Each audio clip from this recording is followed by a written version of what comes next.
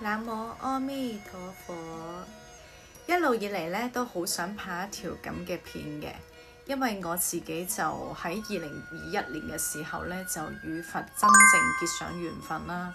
咁講下我自己當初其實好細個嘅時候咧就已經係讀緊佛教學校㗎啦，咁已經係學習所有嘅因果啦。咁但係嗰陣時嘅緣分係仲未到㗎。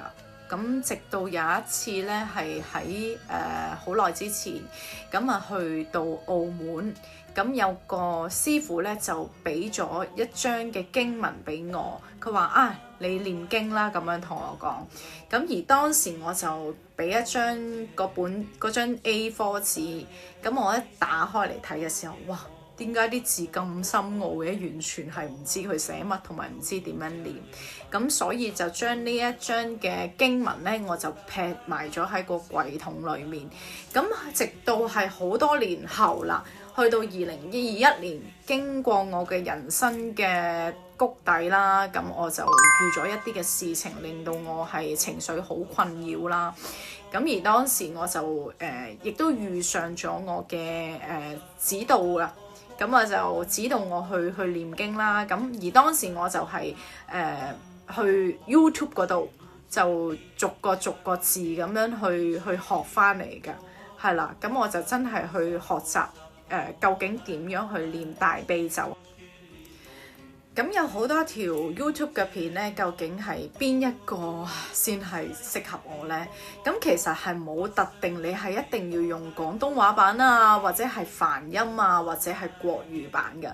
只要你對嗰個經文係特別有detect 到，即係你特別對佢係鍾情有感應嘅，咁佢就係屬於你㗎啦。咁所以而當時我聽咗咁多個 YouTube 嘅教法之後咧，我特別係對一個語調咧係特別係鍾愛啦。自此之後，我係用咗一日嘅時間，我真係聽住咁樣不停係學點樣去念嘅。而念下之後咧，我就變咗係識得背添。咁我係非常之感恩啦。咁喺當時我就喺個櫃桶裏面，有一日係執屋嘅時候咧，就揾翻呢一張紙出嚟，呢張 A4 紙。咁原來佢就係我經常念嘅大悲咒啦。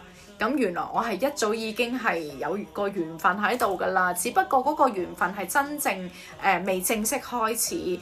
咁好感恩係真係緣分到啦，咁就開始就去學咗念呢一個嘅大悲咒，而呢一個大悲咒亦都係而家我係非常之鍾愛嘅一段經文，亦都希望喺呢一度咧就同大家分享啦，或者係教大家咁念啦。